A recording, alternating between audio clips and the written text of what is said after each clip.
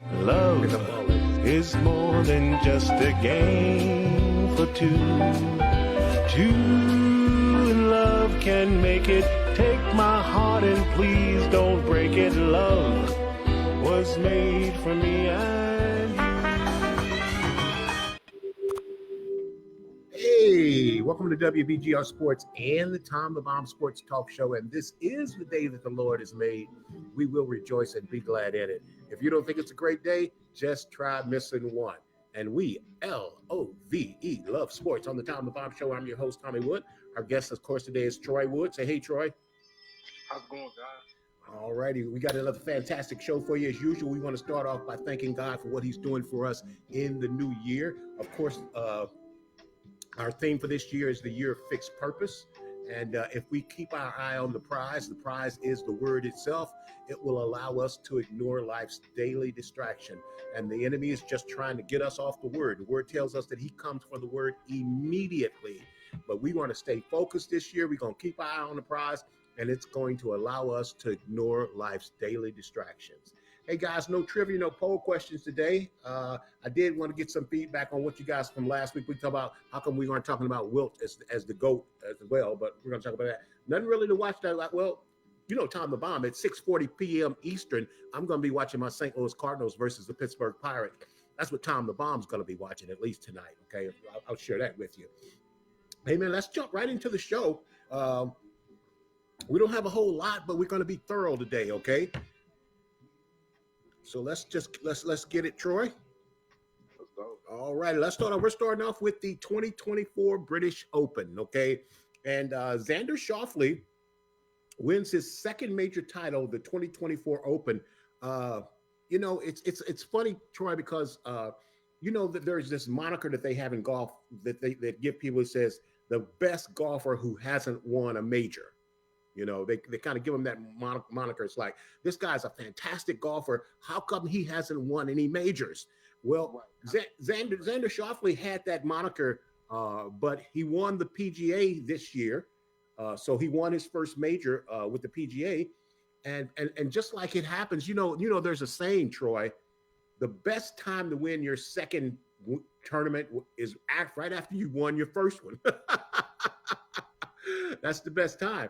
And Xander Schauffele goes from being the best player to not have won a major to won back-to-back majors. Well, not back-to-back because the U.S. Open came in between. But he's won, let's put it this way, he's won 2 out of the last 3 majors. He won the PGA, Bryson DeChambeau won the U.S. Open, and Xander comes up and wins the British Open. The British Open is always it's always an interesting tournament because it's always played on a link style course, and the weather, you know, if the pros get a link style course and there isn't bad weather, they light that course up. You know, they absolutely light it up. But because it is link style and things like the wind and the weather, the rain always comes into play, it's really what makes it hard. So a lot of times the British Open is kind of won on the luck of the draw. You know, if you go out in good weather in the morning and then in the afternoon they have just horrific weather, you know, you'll have guys in the morning that'll shoot 4, 5, 6 under, but the guys in the afternoon who caught the bad weather, they can shoot 5 or 6 over. And it's almost like they're out of the tournament, Troy. What's your take on that, being the luck of the draw for the British Open? I agree thoroughly. You know, playing at 8 a.m. is different compared to playing at 2 or 3 p.m. Even if it is nice weather, you know, the course is going to play different based off the conditions and, you know, the timing that you're playing. But, you know, it really doesn't, I'm not going to say it doesn't matter, but, you know, if you are built to withstand a 4-round marathon and you can mentally get yourself through those rounds and keep yourself consistent, that's what's going to determine who the winner is. And I think Xander definitely showed that by going into the 4th round, being at 3 under. Well, I one of the things that I like about the British Open, because of the time difference, the tournament comes on really early. Like for here, it'll come on between like 3 a.m. or 4 a.m. in the morning. And that's really, really great too, because, you know, on Sunday, Tom the Bomb's in church on Sunday. But the British Open will come on at 6, 7 a.m. Sunday morning. So I can actually get up a little early, watch some of the British Open, go to church, come back and record and watch the rest. So I really like Right. that I can catch the Open pretty early in the morning. But it's interesting. If we saw Shane Lowry jumped out for the first 2 days leading, and Shane Lowry is a past British Open winner, and being from overseas, he plays links course very well. And I thought he was going to be a really tough front runner because he played outstanding the first 2 days. But man, it's just with that British Open with the fescue and the weather, man, you can blow up one hole and it can just totally ruin your round. And that seemed to what happened to Shane Lowry. But we had a lot of people come and go. Billy Horschel, who finished second. And this is what I love about golf. Billy Horschel was the leader after 54 holes. Billy Horschel, and we always talk about this, Troy, on golf, that on Sunday, on the last day, you just can't go walking through the park and think you're going to win a tournament, let alone a major, meaning you can't shoot even par or one over and expect to win. Well, Billy Horschel was the 54-hole leader, and he shot 68 on Sunday at a British Open. And 68 on Sunday at a British Open or any major, that's good enough to win. But Xander Schauffele shot 65 on Sunday, and I think it tied the low round of the week. So Billy Horschel didn't lose the British Open as much as Xander Schauffele won the British Open. What's your take on that? Yeah, without a doubt. He came clutch in the fourth quarter. Mm-hmm. That's what I equated to. A lot of guys play well 3 quarters in a football game, basketball game, leading to the 7th inning of a baseball game. But you need guys that when it's crunch time, they need to be able to answer the call. And shooting 6 under on the 4th round, in that environment, he was on a whole nother level mentally that I feel helped him get over the edge. So kudos to him. 6 under at any course in any conditions on the 4th round of a tournament is difficult. So kudos to that. Now we know if we can remember that we know the Olympics is coming up in Paris, and this will be the 3rd time that golf is going to be played in the Olympics. But Xander Schauffele is the last gold medal winner from the Olympics in golf. 2020 was the year of convict or COVID-19. That's what I call COVID convict-19. It was the year of COVID-19. So they actually, if you can remember, the Olympics were actually in 2021 because, COVID in 2020, everything was shut down. So Xander Schauffele won the gold medal for the 2020 Olympics, which actually was played in 2021. So he's the reigning Olympic gold medal champion as well. So he's getting ready. He's going to take a couple of weeks off, and then he'll be heading to Paris to defend his gold medal in Paris for another Olympic gold. And I think he's going to be tough to beat because he's always had the talent, Troy. And you know this in golf. When you understand you can play, when you understand you're good, when you understand your game is good enough to go against anybody, that's what really makes you a champion golfer, that you can get it done. And one of the things that Xander talked about, I heard him ask him a question, was your win in the PGA, did it help you win the British Open? And he said, absolutely. He said, because when I got to the last round, he says, I was just so much more calmer. He said, my caddy was about to throw up. He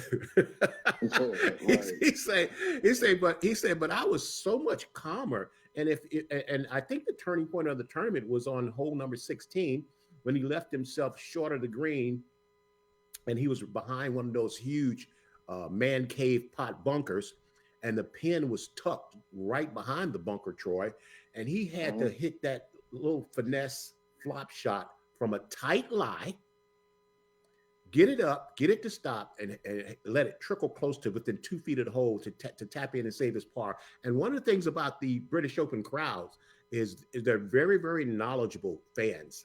And one of the things they understand when a player just had a really, really tough shot and when he really, really pulled off a tough shot. And Yeah. I think he really kind of closed the door right there on 16 because that was a very difficult up and down. And that's the difference between, the pros and the amateurs. They get up and down, they make it look easy, but it's not easy, Troy. You It's know that not. it's definitely not easy. And It's not. And, mhm. to me, he went to his happy place. You know, you get what I'm saying? Like when you're in a good mindset, that's why I keep bringing up mental because golf is, my uncle taught me this a long time ago. Golf is 10% physical, 90% mental, Mhm, and being able to, stay calm but stay confident is mhm. very hard to do in the midst of, pressure.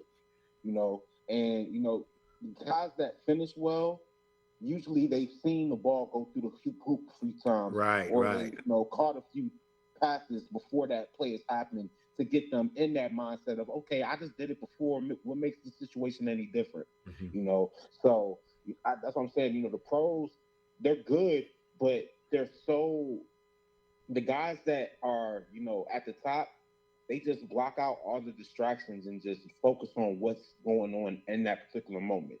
Don't get too high up on the wins and don't get too low on the adverse situation. Mhm. Well, Troy, you make a good point, but really, we're talking about golf, and one of the things that I like about golf is golf really, uh, to me, is the sport that relates most to life.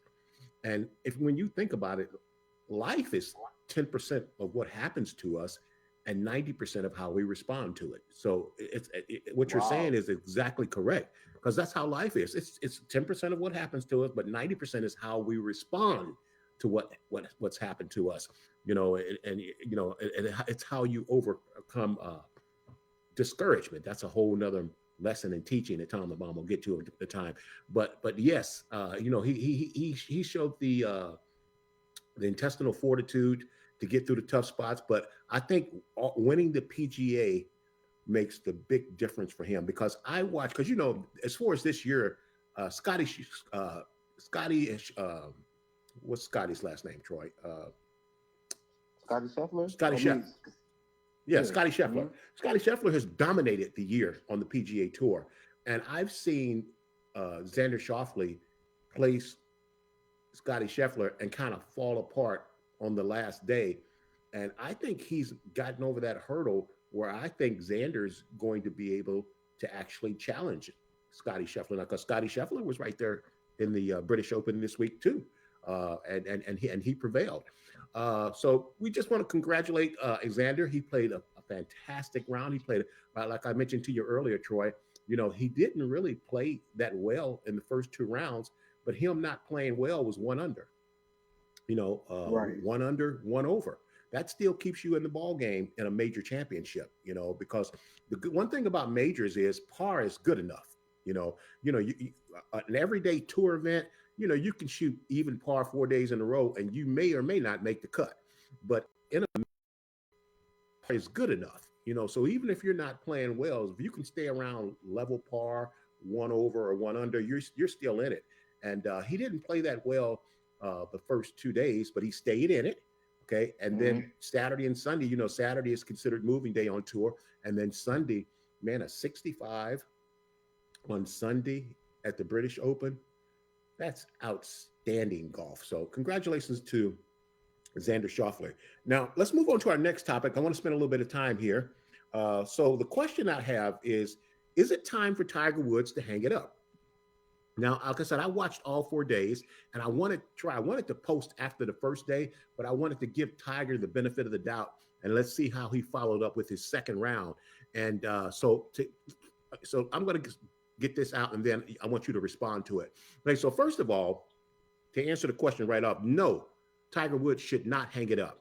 Now, earlier in the week, Colin Montgomery had made a statement that Tiger Woods was embarrassing himself being in the majors and that he was tarnishing his legacy and he should go ahead and retire and spend time with his family because he basically, every time he goes out, he's tarnishing his legacy as possibly one of the greatest golfers of all time.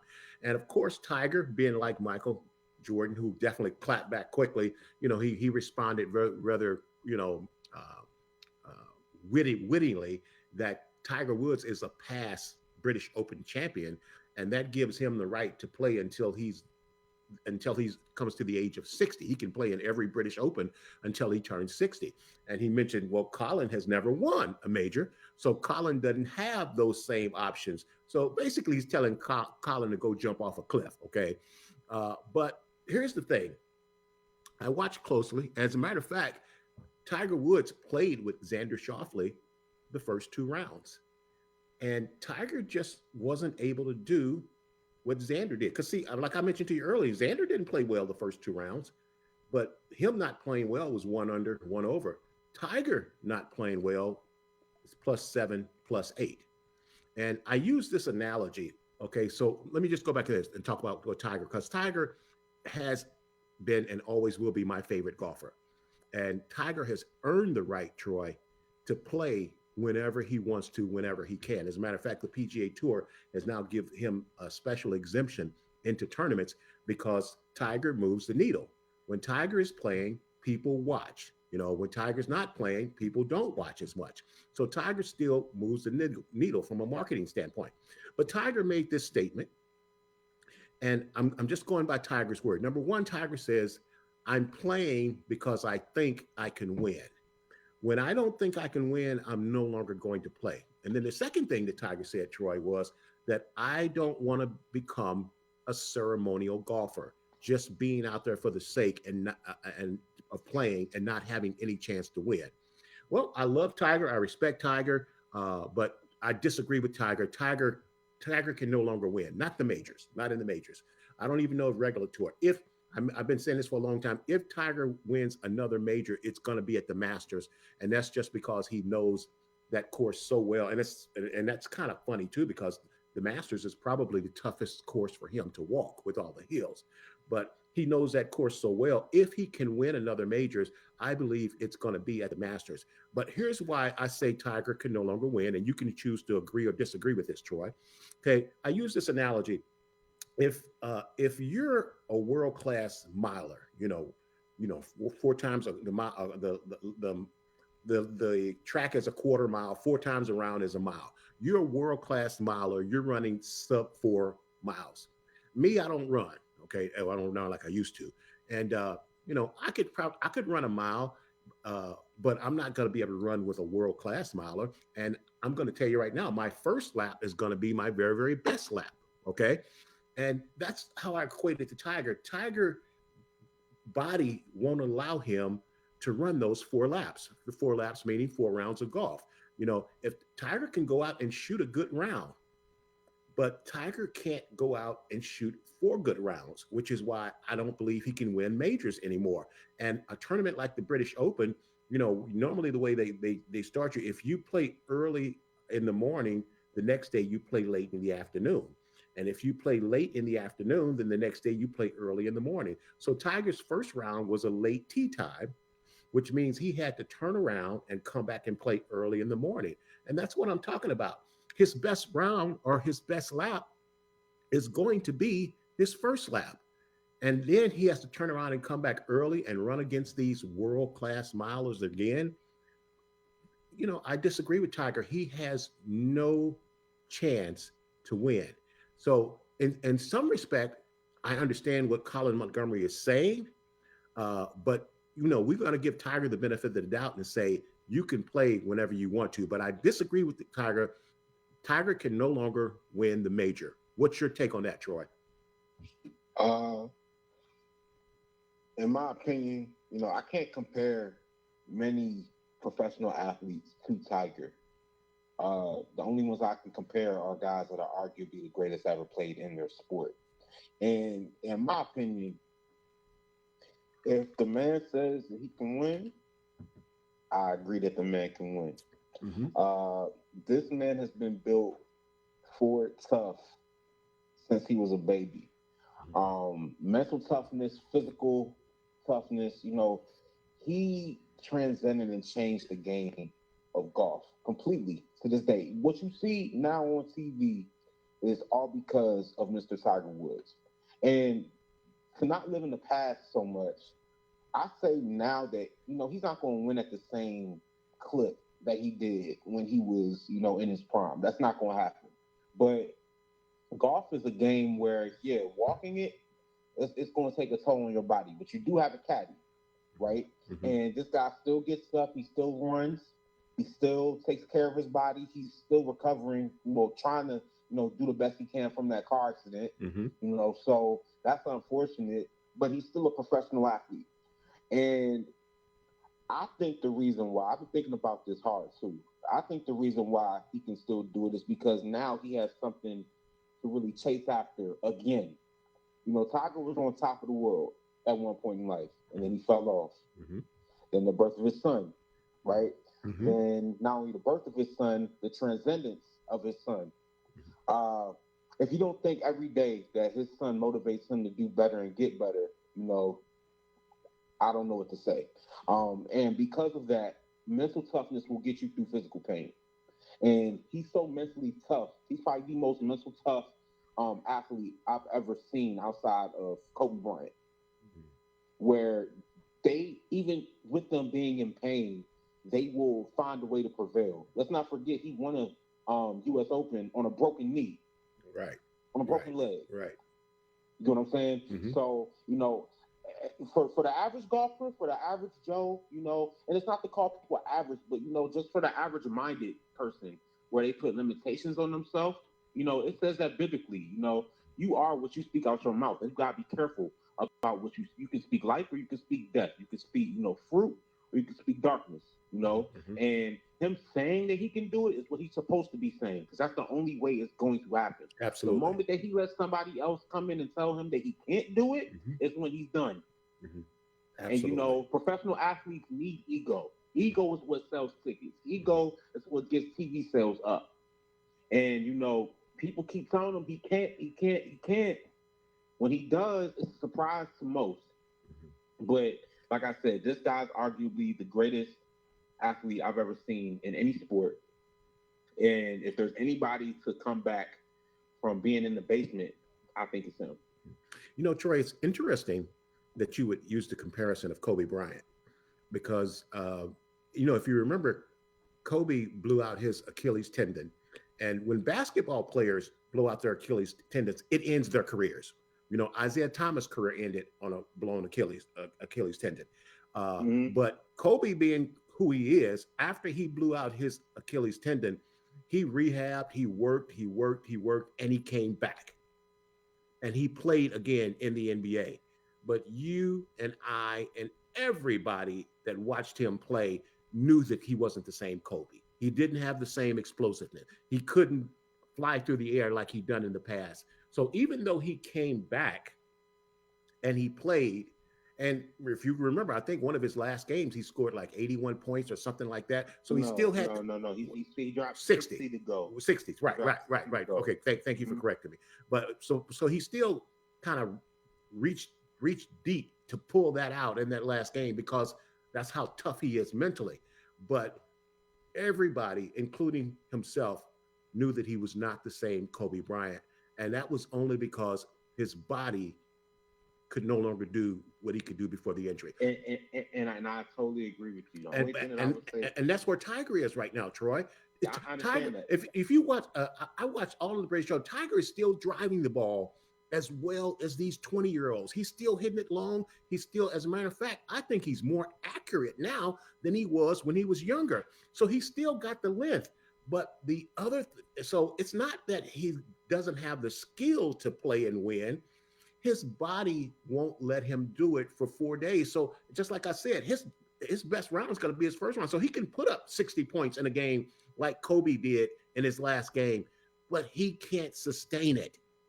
And that's why I don't think he can win. Now, just like Tom the Bomb, got to keep it real.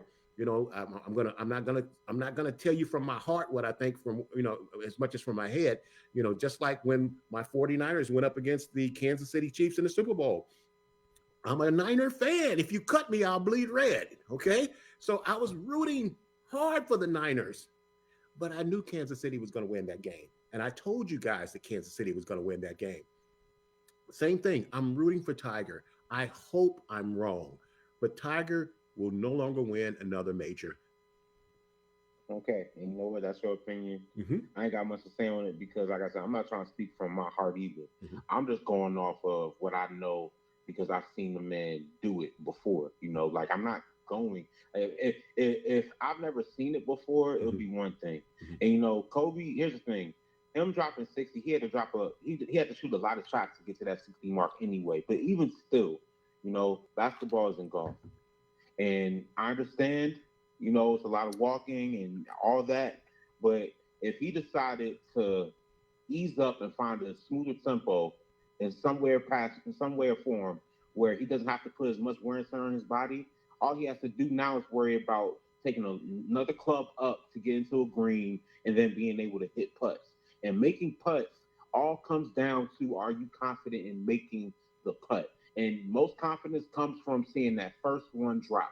Once that first 20-footer drop and he starts to feel the momentum shift, I'm telling you, he's still Tiger Woods in my eye. It's just there's so many other candidates out here. It makes it hard for him to be able to win due to the fact that, the game has gotten much more athletic, much longer, and, the conditions of the course are much harder. But like I said, I still believe the man can win enough win. That's just my opinion. Okay, well, you know what? I so hope you're right. I'm rooting for Tiger. I'm on Tiger's side. Realistically, we always talk about not betting, but if you are going to bet, I would definitely not bet on that. All right, let's move on to our next topic, Troy. Team USA men's basketball squeaks past Sudan. Now, USA basketball team overcame a major scare in one of its final Olympic warm-ups on Saturday after fighting back from a 14-point halftime deficit against South Sudan, 8 days before the opener at the Paris Games. The likes of LeBron James and Steph Curry were forced to dig deep in a dramatic 101-100 win over the world's 33rd ranked team. This team, USA men's basketball, was predicted to win by 43 points, I think, which is kind of ridiculous. South Sudan, who only have two players with NBA experience in Carlik Jones and Wayne Gabriel, even took the lead in the final 20 seconds against a team packed with the league's biggest stars in Team USA. However, with 8 seconds remaining, LeBron James showed why he is regarded by some as the greatest player of all time, with the Lakers icon pulling out a game-winning layup with only seconds remaining to avoid a huge and would have been an embarrassing upset. LeBron finished with 23 points and 6 rebounds when the rest of the team, USA, they just didn't show up. This close shave serves as another huge wake-up call to Team USA on the eve of the Summer Olympics game. Their first group game is against Serbia on Sunday. Team USA has won gold at the last 4 Olympics.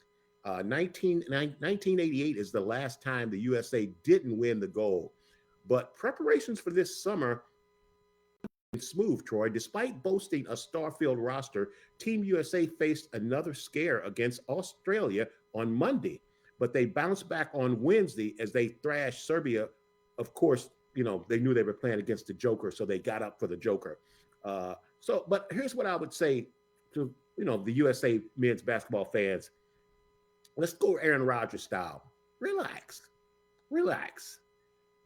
The only way Team USA doesn't bring home the gold is if they let their egos get in the way with players being out for themselves.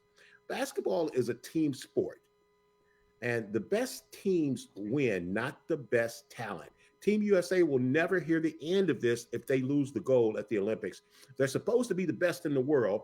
Just act like it and play like it. If we can remember miracles in 1980, when the USA men's hockey team beat the Russian hockey team, who was the best in the world, this would be on that same level of an upset. They have won these games. These warm-up games, they've won these games, but it's troubling, Troy, that they haven't been dominating. They haven't looked good, and they've been exposed. And many international teams have played together longer and are more cohesive. and more importantly, they know the international rules better than Team USA. Also, I think another big factor, Troy, is in international play, it's a 40-minute game, and it's much different than the 48-minute game that they play in the NBA. So I think I think I think they're kind of cruising in these warm-up games, and they just aren't giving it their full attention. But like I said, with it being a 40-minute game, if you watch the Sudan game, USA missed all their three-pointers, and Sudan was like 8 for 14 or something like that. And in the international game, the three-point shot is very, very important. So if you get behind, we all watch the NBA and we see teams get up by 25 points, Troy. And then within the next quarter, that 25-point lead is gone. You know what I mean? But in international basketball, that doesn't happen in international basketball. If you go down 20, 25 in international basketball, because it's a shorter game, you're in trouble. What's your take on Team USA, Troy? Same on them. Same on them. One side has guys that can wake up the next day and know that they have a contract, they have a house, they have family taken care of financially, and they can play basketball for a living and make great money doing it. The other side got guys that are struggling to get to that point. I didn't know this, but Luol Deng is the only reason why South Sudan is even up and running for that basketball organization. He pocketed everything to get that team where it's at. Yeah, did you? And, I'm sorry for again. Do you know that they don't even have an indoor court in Sudan? They have no indoor court. I know that. People got to understand, everywhere isn't the USA. Mm-hmm. And people who play in this, and they get a chance to go against arguably the greatest ever, and then you got the greatest shooter ever, mm-hmm. and then you got Kevin Durant, and you got all these big Joel Embiid. These guys are not taking this game lightly. If South Sudan would have won this game, it would have opened eyes to change lives for the guys playing on that South Sudan team. Me hearing about LeBron being clutch in like crunch time and being able to hit a layup, to help them win, that's cool and all. That don't surprise me. But it really took that for you guys to win. That's a sign. That's a trap game. Mm-hmm. What you call in football a trap game. Mm-hmm. You went up against a team, you laughed at them, you didn't take it serious until you were down with a little bit left. And like you said, with it being 10-minute quarters, you don't have the luxury of having extra minutes to make up for stuff. Mm-hmm. So this is all effort and heart. And I know a lot of sports, every sport is effort and heart. Basketball, there are guys that can't sniff the G League that will drop 40 on you right now. Mm-hmm. You get what I'm saying? Mm-hmm. Like, there are guys that can't even get an invitation to go try out, and you would think that their athleticism is off the charts. There are guys around the world that we don't know that have the capability to be a next LeBron James. Well, not a next, but like someone similar to LeBron or someone similar to Steph, but they don't have the opportunity. Look at Giannis. So we didn't know about Giannis. Huh? I said, look at Giannis. We didn't know about Giannis. That's my point. That's my point. Let's say I'm just speaking hypothetical here. Mm-hmm. Let's say he didn't train as hard because he didn't think he'd get there. He'd just be another guy from Greece that can play, that can jump, has height, but he can't make it to the NBA. But because he stayed diligent, he stayed consistent, and he had heart, it got him to the point where he's an MVP, and he's helped the Bucks win a championship, and it's like nobody can tell him nothing. Same on Team USA. You don't sleep on nobody at this level. Nobody at this level. And if you think because of your name and your age and everything that you can just go out and stroll and think that you giving 75% is still going to get you a 25-point lead, you are sadly mistaken. Because once momentum hit, I don't care who you are. I don't care what the situation is. If you sleep on somebody that's starting to get hot, more often than not, you're going to get burned. And they were so close. And I mean so close. And quite honestly, they could have lost that game based off of calls at the end of the game. But regardless, that's neither here nor there. Yeah. Game shouldn't have been that close. They know it. But shout out to Luol Deng and company for going out there and giving them a run for their money. Because that's what they're supposed to do at that level. Well, LeBron hit the game winner with 8 seconds left to go, but Sudan got the ball back. and they got two really good looks where they really could have won this game, and so it's an indictment on the effort of the U.S. Team.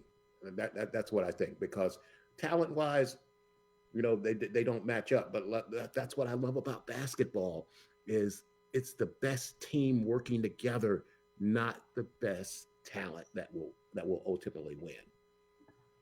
Well, that's Team USA. Hey, listen, let's move on to our next topic. Let's talk about this especially the WNBA All Stars took on the women's team, U.S. Olympic team, and Arik, let me see this. Bawali torched Team USA with 34 points, Troy. Listen, check this out. At halftime, she had 0 points scored in the game. And then Coach Cheryl Miller pointed to Bawali and called her out by name and said, take a deep breath and play your game.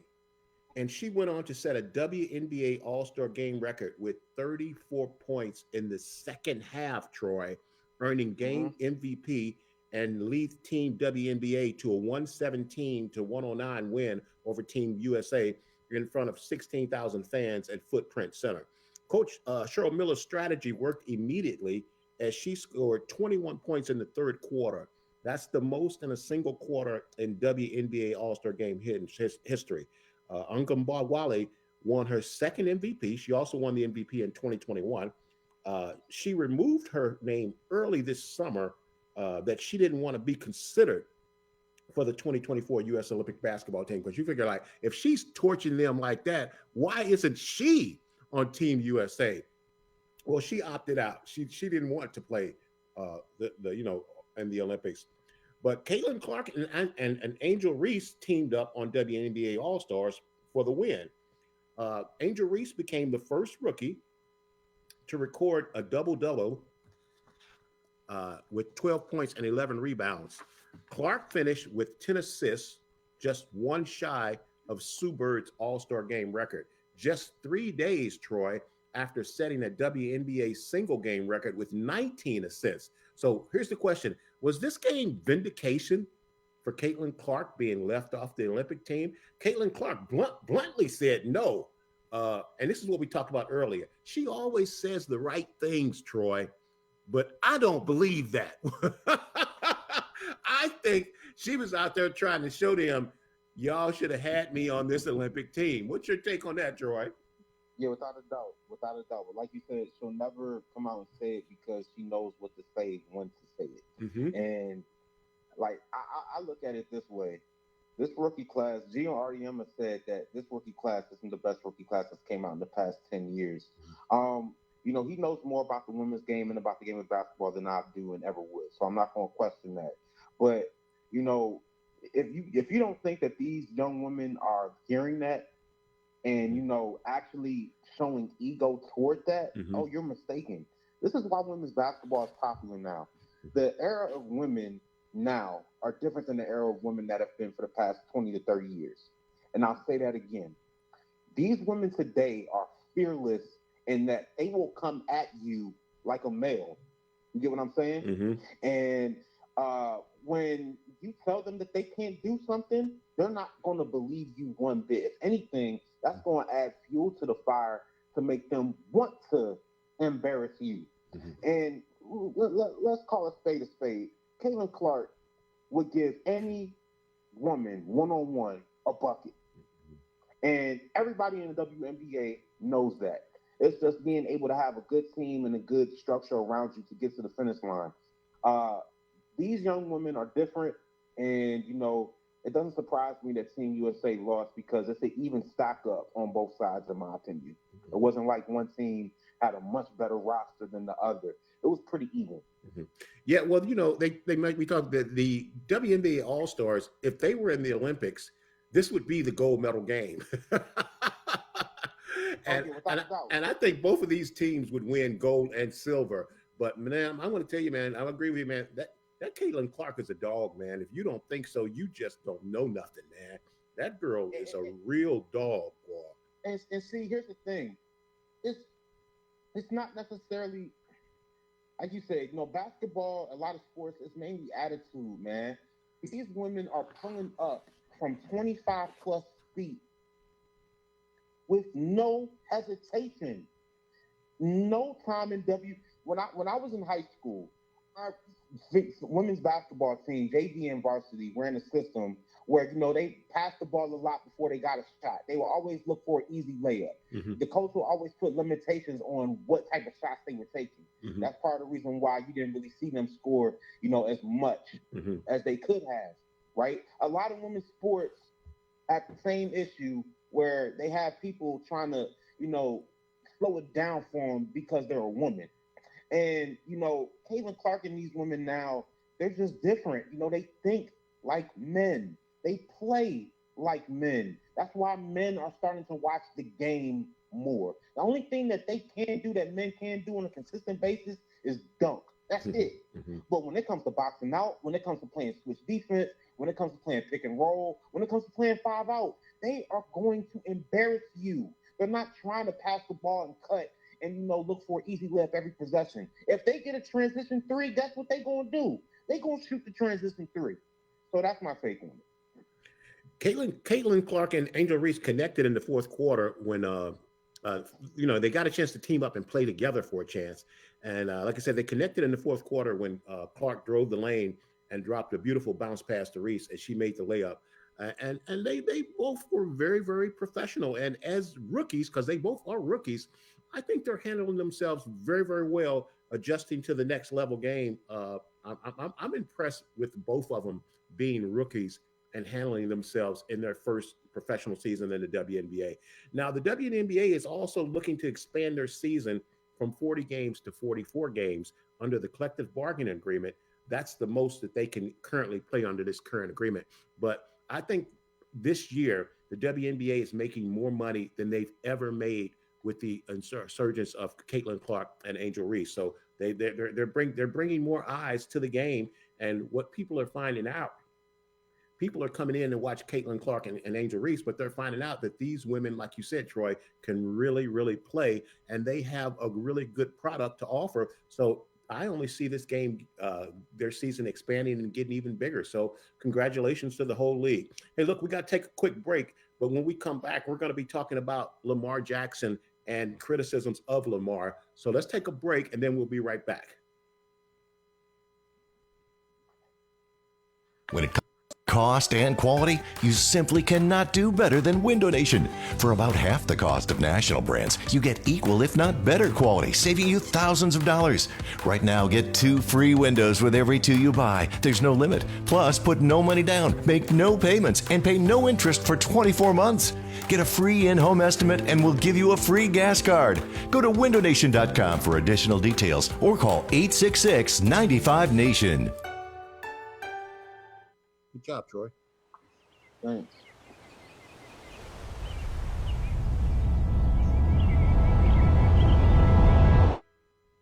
Man, I just got through cooking. I ain't even finished.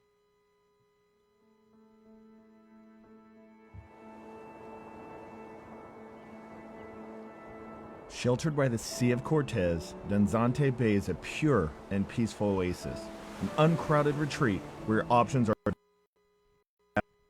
as your views. If you're seeking a vacation that defines luxury and the true relaxation, look no further than Villa del Palmar at the Islands of Loreto. A splendor of true Mexican hospitality effortlessly blends with rich materials and insatiable comforts to bring guests the ideal home away from home experience. With its quiet beaches, scenic vistas, rich history, and an astounding surrounding natural habitat, you'll feel as though you've been swept off to paradise.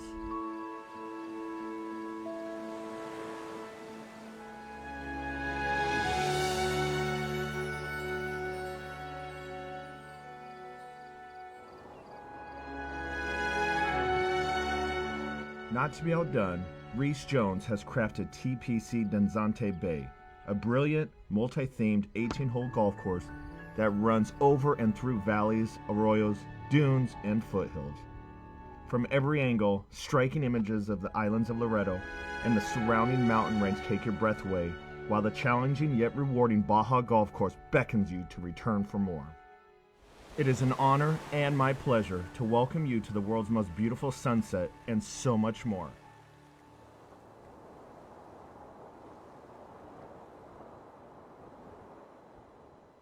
Talking Windows with Harley and Aaron and special guest Mina. As a business owner, I only partner with the best. That's definitely Window Nation. And experience matters, Harley. Well, Mina, we have installed over 1 million windows. And you guys have the best customer service. Check. 97% customer satisfaction. Plus the best deals. Now, buy 2 windows, get 2 free with no limit. Plus, put no money down, make no payments, and pay no interest for 24 months. That's why I'm proud to partner with Window Nation. The perfect fit. And we're back. Hey, man, if you guys been watching the sports today, we saw the Ravens coach kind of really going off about criticisms on Lamar Jackson, about Lamar Jackson not winning the Super Bowl, not winning big games, playoff games. So, we're going to talk about this. Is the criticism of Lamar Jackson rooted in racism? And look, I want to take this all the way back to, let's go back to 2017, Troy, when he was first drafted. I'm going to put these are just criticisms that we've seen and heard about Lamar Jackson. First of all, in 2017, he was a Heisman Trophy winner, and nobody really wanted to take him. They said he can't win the big game in the playoffs. He hasn't gotten them to a Super Bowl. My question is he critiqued the same way as Josh Allen is, Troy? No, and he never. Are you asking me now? No, yeah, we'll get. I'm putting it out there, and then I'll have you respond to all of this. Okay. Bill Polian, a successful GM in the NFL, he suggested that Lamar Jackson should switch to wide receiver, and he said that he would be the next Antonio Brown. Yeah, check that out. For God's sake, we don't want him to be Antonio Brown. You know what I mean? Mel Kiper Jr. maligned him in his inaccurate passing. An unnamed ACC coach told Sports Illustrated that he can't read coverages and he can't make the throws. These same remarks have harassed the black quarterbacks in the past and even now in the future. Willie Totten, who was Jerry Rice's QB in college, he had a 60% completion rate, Troy.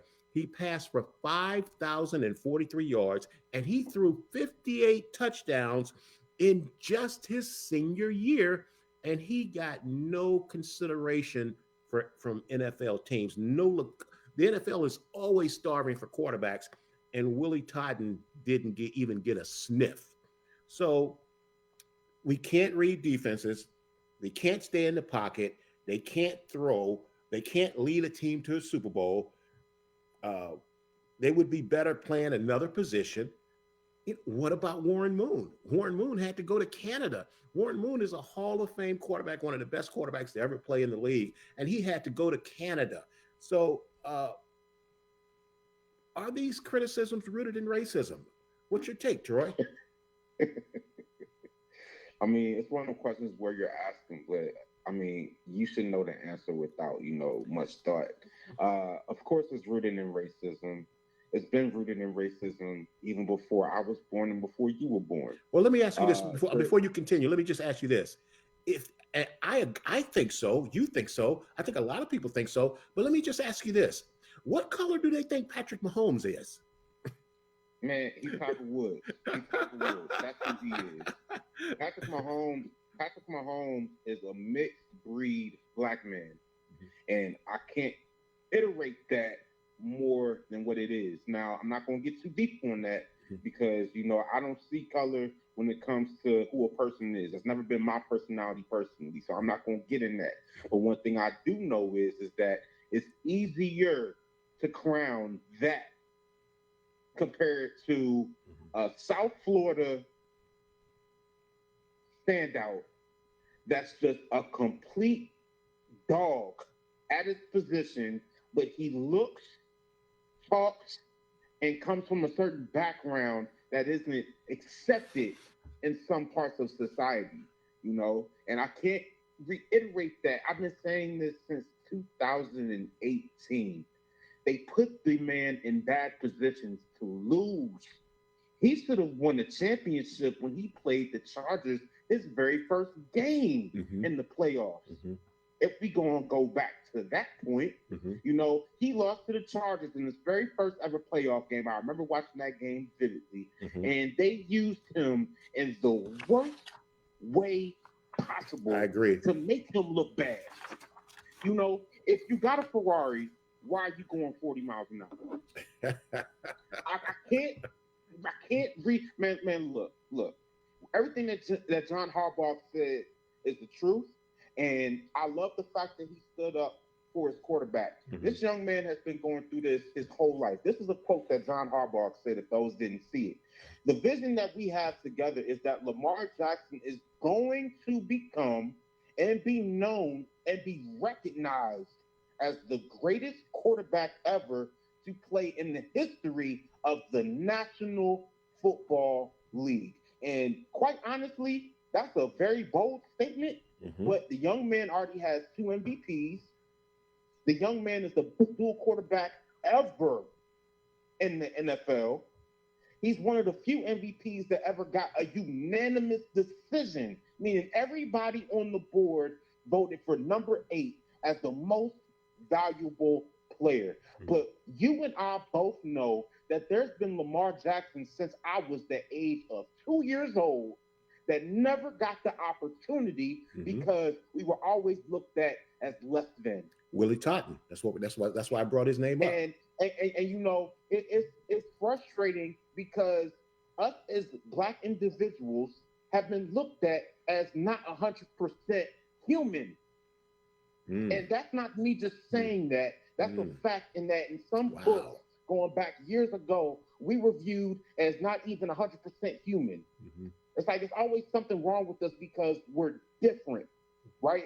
And that's why I've been so adamant and been so emotional about this ever since he got drafted, because anybody that thought Josh Rosen was going to be a better quarterback than Lamar Jackson, you don't know football. Anybody that thought Baker Mayfield, who was the number 1 pick, was a better quarterback than Lamar Jackson, you're mistaken. Anybody that thought Justin Herbert is a better quarterback than Lamar Jackson, you're sadly mistaken. And then to go back to what you asked about Josh Allen, Josh Allen is a complete beast, but he will never get the scrutiny that Lamar Jackson is getting. How many MVPs does Josh Allen have? 0, I think. How many people say Josh Allen is a better quarterback than Lamar Jackson? You're almost unanimously, quite a few. That's my point. That's my point. It does not matter what you do. It don't matter what you say. In the eyes of certain people, you will always get looked at as someone that's beneath. And, you know, I can't wait to when Baltimore win a Super Bowl. I can't wait to when Lamar Jackson gets his 3rd MVP. Talking about put Lamar Jackson in wide receiver. They did the same thing to Braxton Miller. And look what happened to him. Some quarterbacks, some people aren't meant to get hit like that. Lamar Jackson's MO is, I'm an explosive Ferrari, but you got great insurance policy in me, and that I barely get hurt and I barely take unnecessary hits. Now, if I can get a Hellcat car, SRT, with a Hemi engine, with the best insurance rate possible for a 55-year-old male who ain't never had no bad history, guess what I'm going to do? I'm going to take that policy. That's what Lamar Jackson is. He's a Ferrari with low insurance rate. Because he's not going to put himself in danger, even though he's so spectacular on what he can do on the field. So, you know, my view is this. He got improvement to make. He does need to get more accurate. Right. He does need to make better decisions in the playoffs. But the coaching staff and the organization also needs to put him in a better position, as opposed to having him throw for 37 passes in a playoff game to beat the Chiefs, in which they lost by a touchdown. Stop playing with me. If you want to win with him, you know what to do. It's just that some people don't want that view of a quarterback to impact the view of what's coming up now. Because I promise you, everybody that viewed Michael Vick as the GOAT back when I was a kid used the same thing about Lamar. It's just a matter of, can he get over the hump? And I can't wait when it happens. Well, you know, one of the if you watch the sports shows earlier today, one of the things they talk about is he can't win a Super Bowl, and I'm gonna tell you why that's not fair. Charles Barkley, what's the guys that played out in Utah? John Stockton and the Karl mailman, Malone. Karl Malone. A lot of great guys, a lot of great Hall of Fame players didn't win NBA championships because of a guy by the name of Michael Jordan. Well, Lamar Jackson hasn't won Super Bowls because of a guy by the name of Patrick Mahomes. And and it's got nothing to do with Lamar not being able to. You just got look how long it took Peyton Manning to get past Tom Brady. Exactly. And can I stop you right there? Go. Look how long. I'm gonna take it deeper than that. Look how long it took the Colts to get over the Patriots. Mhm. Because as much as that was a big headline, it was still the Colts versus the Patriots, not Brady versus Manning, Mhm. right? Right. And it's like, and here's the thing: when Brady has won the most Super Bowls compared to any other quarterback in the NFL history. Mhm. Hence why a lot of people, including myself, believe that he's the greatest of all time. But a lot of people can also say that a lot of those Super Bowl wins came from where? The defense. Mhm. You get what I'm saying? I get what you're saying. So it takes a team effort. You know, the Chiefs get over Baltimore because Baltimore gets away from their bread and butter every time they get in that situation against them. I would run the ball 40 times against Kansas City. Well, they didn't do I that would this dare past you to playoff beat game. me on the ground. Mhm. And they didn't stick to their identity. Right, And right. that's the reason why they didn't get to the Super Bowl. Mhm. Not because of Lamar Jackson. I don't want to hear that. Mhm. I don't want to hear that. Because anybody that knows football knows that if you put that man in a position where he's running the ball 10 plus times and the running backs have a good rotation going, you can win. But what happened was they put themselves in a losing situation. As soon as that game started, they were down a touchdown even before they could get back on the field for a second possession. And then they just changed up their whole game plan. Mm. Come on, man. It's politics. Yeah. Well, it's very, very interesting. But you know, like I said, a lot of people are telling me that the Ravens are going to win the Super Bowl this year, this upcoming year. They're the sexy pick.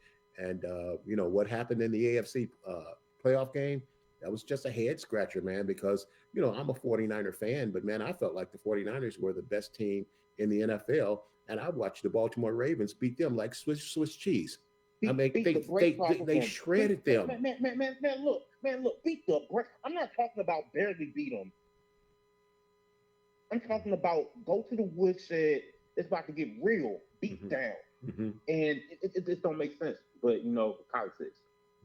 Well, look, Troy, let's wrap up the show with let's talk a little bit about the video games, Troy. Why don't you just take us from there, from the video games? Yeah, man. So you know, I'm glad you brought that up. Thank you, sir. So you know, for those who don't know, college football, NCAA college football is now back to play on Xbox and PlayStation. And a little background for me: video games, sports video games in general, help mold me to who I am right now to this day.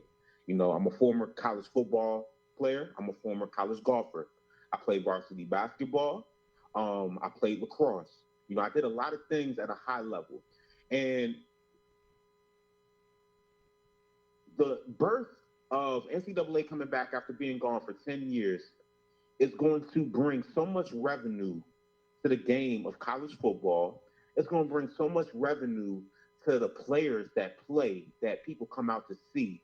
And it's going to open eyes to not only fans, but scouts of high NFL teams that have a personal life outside of what they do in their job when they play, to see, oh, this guy's actually could be a good fit for my organization. Let me on this player. And you know, it might sound silly, but I'm telling you right now, the generation that you see on the golf course right now, they played Tiger Woods growing up. Absolutely. The NFL players that you see right now, they played Madden growing up. The basketball players that you see now, they played NBA Live. They played NBA Jam. They played 2K growing up. You know? So, you know, I'm just glad that we're seeing such a, you know, resurgence of a game that brings so many people together to the game of college football that really has had the same spark for a long time, ever since the departure of it. So I don't want to get too deep into it. I just want to ask that, what's your take on the impact of how a video game can affect an athlete in real life? Well, let's talk about golf real quick. Let's talk about Tiger Woods golf, because you know golf is one of both of our favorite sports, And golf is two separate games, because first you got to learn how to hit the ball, and then after you learn how to hit the ball, then you have to learn how to play the game. And those are two totally separate things. Being able to hit the ball and then learning how to play the game.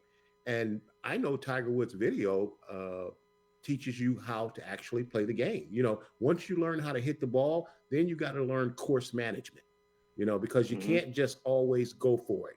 You can't just always hit the longest club in your bag. You have to learn how to manage your way around the course. You got to learn how to shape the ball, turn it left, turn it right, hit it high, hit it low, take into adjustment for the wind, learn the bump and run. You have to master all of that. And you got to know some geometry on top of all of that. I never thought geometry was going to help me in real life.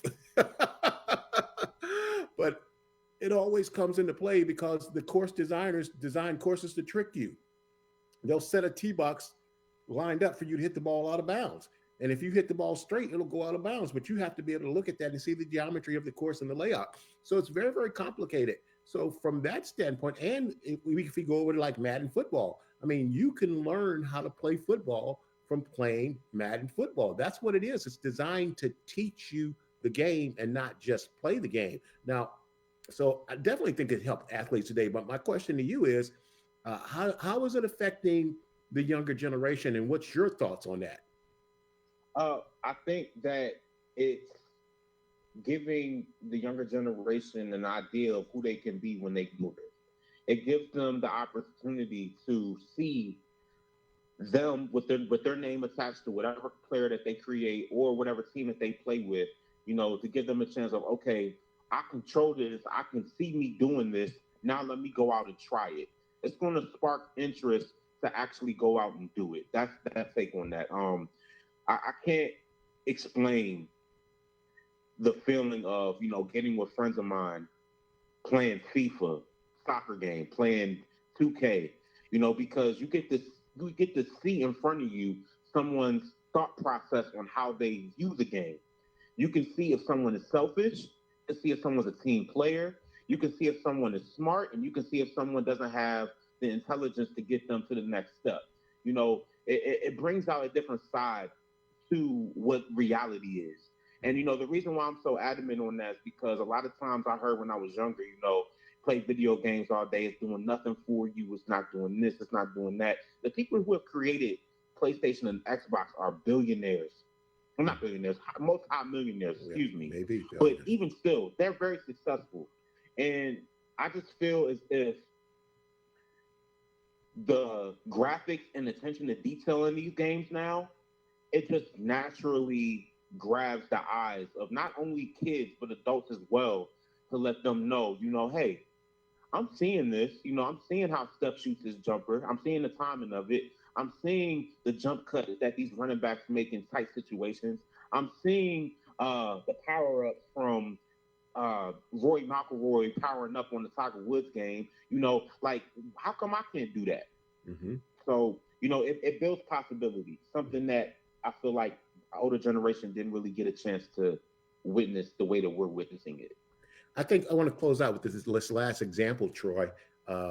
The video game Gran Turismo, I don't know if I'm saying it that, Gran Turismo, is that correct? No, you're saying it right, the racing game. Gran Turismo. Mm-hmm. That's a true story. And this young man wanted to be a race driver, and all he did was practice with the video game. And then the inventors of the game decided to do sim racing and let simulate racers become actual real racing drivers. And they did it through the video game. And the person who won in the video game, they actually brought him out and taught him how to become a real race car driver. And this young man now is a successful racing car driver in real life. And they actually have made a movie about it. So the movie is Gran Turismo. It's a great, great movie. And it's just awesome, because here's a kid who started off playing a video game, and he got so good at the video game that he actually became a real racing car driver, and not just a racing car driver, but a champion racing car driver. So that's an awesome movie. If you guys get a chance to check that out, That's a great movie, and that movie came directly from the video game. Great call out. Yep. Hey, man, that's our show for today. Hey, listen, for a dynamic, in-depth analysis and highlights for the Washington football and DC sports and more, check out the Washington Sports Den on Thursdays at 2 p.m. on WBGR with my main man, Felix Bassey. Hey, man, time flies when you're having fun. We're out of time here, but we sure do thank you for spending your time with us. Listen, may the gates of heaven open and pour an abundance of blessings down on you where there won't be room enough to contain it. Remember, if you want it, you got to confess it with your mouth and believe it in your heart that Jesus died on the cross and that he rose on the third day, not a Thursday, right, Troy? Correct. Just for you. Remember, darkness cannot drive out darkness. Only light can do that. And hate cannot drive out hate. Only love can do that. God bless you. We see you on this same bat time, on this same bat sound. Hey, guys, remember, Tom the Bomb is now on YouTube. So please go to YouTube, hit that subscribe button. We appreciate it very much. You can check us out on YouTube right after the airing of today's show. You can find us on YouTube. Hit that subscribe button. We will definitely appreciate it. God bless you. You guys have a good evening. Troy, good job today. Thank you, sir.